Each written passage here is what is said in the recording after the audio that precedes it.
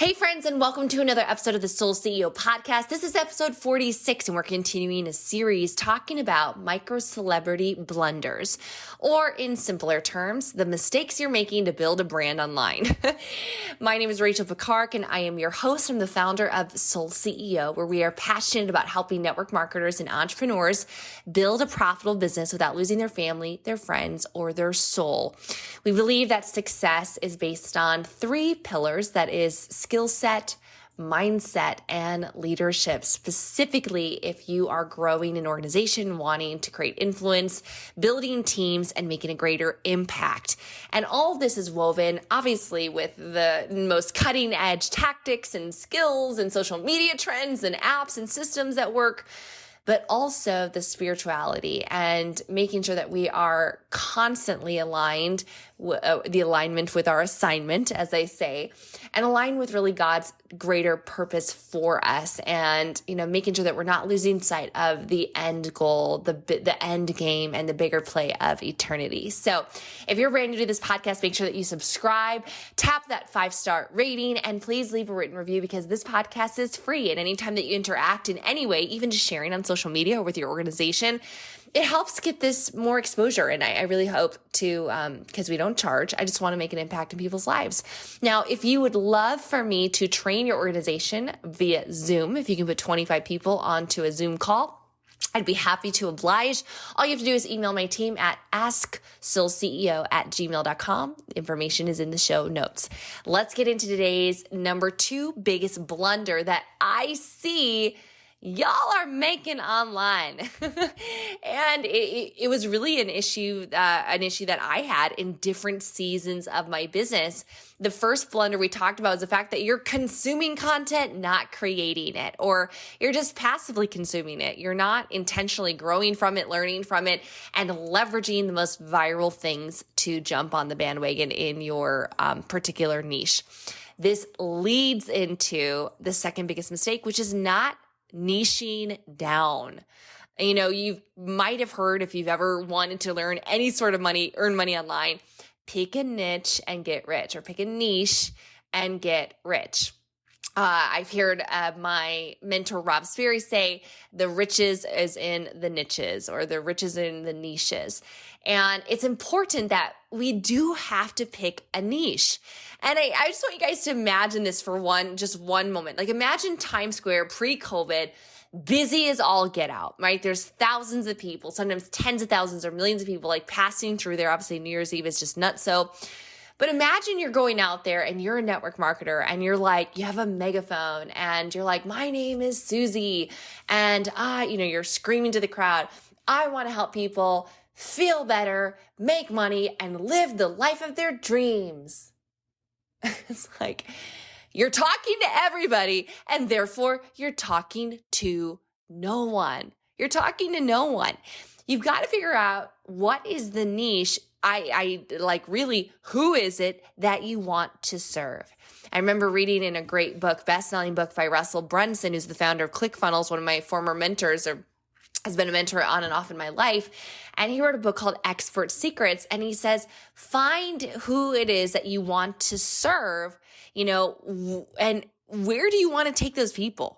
Like, who are your people, and where do you want to take them? Where do you want to ascend them? What is the problem that they have that you're going to solve? The greatest successes in business or in entrepreneurship, and especially in network marketing, they're phenomenal problem solvers, but they identify their perfect prospect, their little special market, their little niche, right? And I know that sometimes you're like, well, let's say you're in weight loss. You might think, well, I want to help everybody that wants to lose weight. Okay, great. 70% of Americans want to, or should, I don't know if they want to, they should lose weight. But so you're talking about, adults, it's like hundreds of millions of people, right? You're talking to everyone, but you're really talking to no one. I did a mentoring call this week with about 60 or so of my top up-and-coming earners. And one of them is a woman named Alyssa. Alyssa has a fantastic business. Shout out to Alyssa Lascala, where it's called Biohacking Bombshell. Alyssa's got an insane background, not only as a personal trainer, she's a holistic nutritionist of some sort, has her accreditations and all that. But she went from working 4 jobs, one of them in personal training, to getting inside of network marketing, using direct sales as a way to buy her way out of jobs, right? Quitting one at a time. And then use network marketing to basically fund her passion, which is coaching. And so she has this phenomenal tribe, has built this, multiple six-figure business with women in weight loss. But what's interesting about Alyssa is that she's not just serving weight loss. She's not just serving, her niche is not just women who want to lose weight. It's a very specific niche, and I'm going to bastardize it, so pardon my French there, but basically what I said, Alyssa, like, let's really break this down. You are not just serving women who want to lose weight, but it's women that are dealing with probably toxins, mold issues. They're over toxic. Maybe they have breast implant illness, or they have gut issues, or microbiome problems, or Lyme disease, because she's a Lyme warrior. And she also is into like more intuitive eating and teaching people like to get out of the diet culture, the poor relationship with food, and to start to reset their metabolism through different modulations and different systems and programs.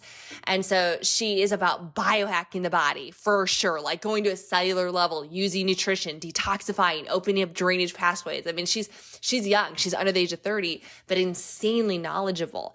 And so her niche, right? It wasn't just people who want to lose weight. It wasn't just women.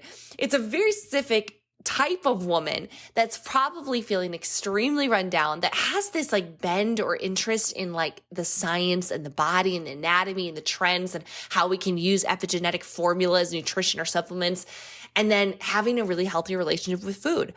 Now, let me show you at a different niche. Also weight loss is one of my best friends and one of my bridesmaids, Erica Dale. Erica and her husband own a business called Macro Missionary, and that is they're ex-bodybuilders. They run bodybuilding shows. They are very much on the path of health, wellness. They've done it themselves. Just their results are insane of the bodies that they've transformed. But they do it in a very different way. They are seeking, again, actually Macro Missionary. They have a very faith-based mission, which I really adore. But they are teaching people that they can eat whatever they want as long as they're within their macros. So they're counting calories, they're counting proteins, carbs, fats, tracking, weighing, banking up calories for the weekend so they can go cheat or have fun. It's a different lifestyle, and that attracts a certain person. So there's a certain person, Macro Missionary is both men and women, I see. But so Alyssa has focused mostly on women that are having this metabolic concern, this toxicity concern, this gut concern, right? And where Erica and Jess are like, hey, listen, we're not going to say that you have to only eat organic or you have to open up all these drainage pathways or do all these other modulations. We're going to teach you the basics of calories in versus calories out, and we're going to teach you how to get into a deficit without giving up your favorite food. And so it's going to attract different people. So they've dialed down. Now, if the word niche is still difficult for you, think of it like almost like a theme or a genre, right? Or a segment of people. Like if I were to go to your Instagram, like what's the genre? What's the theme? What's the overarching message and feeling that I'm getting from it? Now, I know that a lot of people really struggle finding a niche, and, whether you're like in network marketing and you have a product and, maybe you're not one of those that wants to like go and Pamela Anderson and put like your product all over your Facebook page, or you want to put it all over, Instagram or whatever. And I'm a fan of that. Like, I don't mind sprinkling a little bit of the products. I don't mind sprinkling a little bit of the brand name or every so often. But for most people, you're going to want to do attraction marketing, curiosity marketing. So I don't want to go to your page and just like see, if let's say you're an Herbalife or shakes or whatever, like shakes, all the things. Like, no, like, I want to follow value. I want insight. I want education. I want entertainment, right? And so you want to make sure that you are figuring out, okay, I'm attracting people into my weight loss company, or I'm attracting people into my essential oil company, or I'm attracting people into my legal service company, or whatever it is. But what is my little piece of the world? What is my little genre? What is my little theme? Here's a great exercise if you're really struggling on how to niche down. If I were to take you and I were to scoop you up and plunk you down into a Barnes and Noble or a library, bookstore.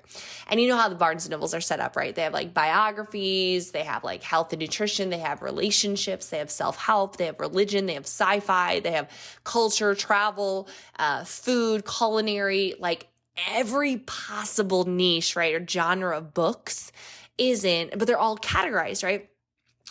This is my question to you.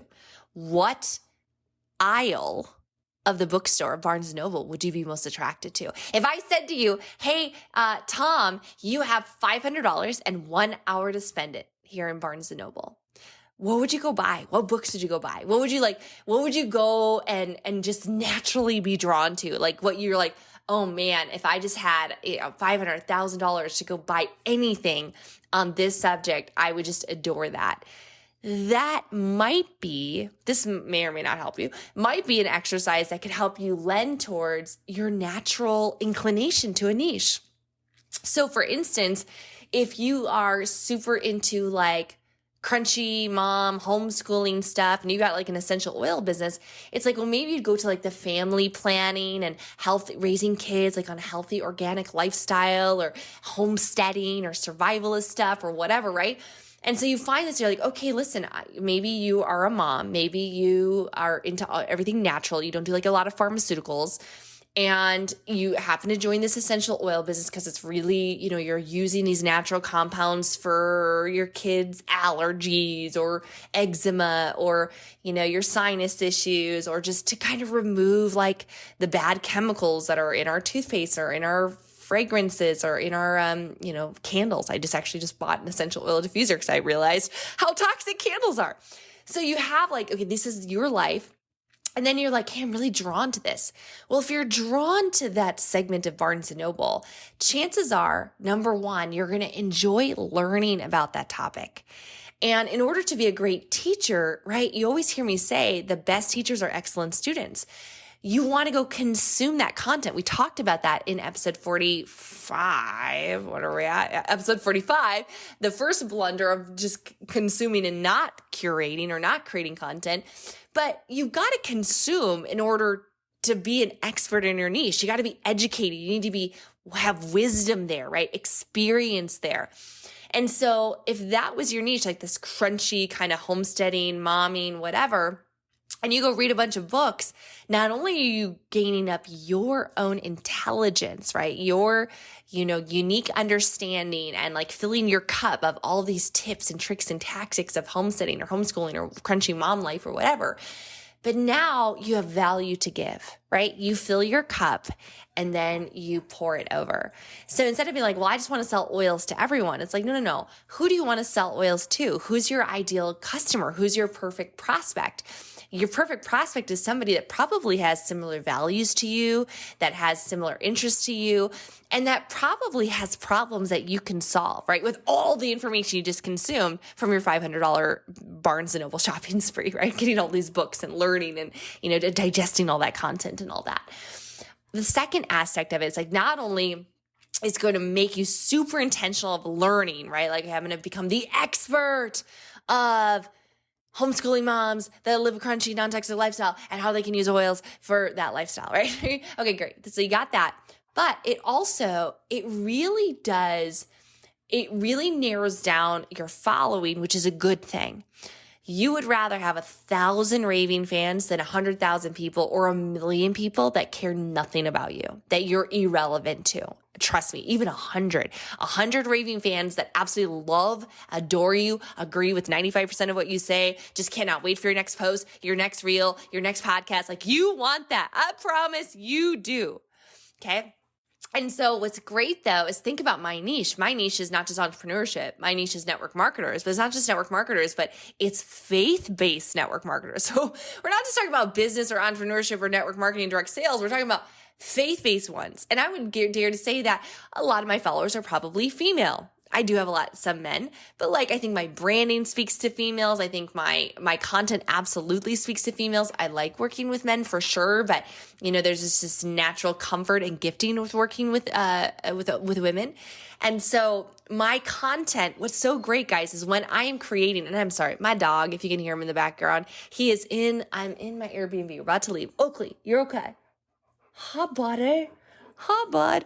I'm going to get up and let him out. So I'm in my Airbnb. We're about to leave back home to Minnesota for the rest of the year. So we've been down here snowbirding in Scottsdale, Arizona.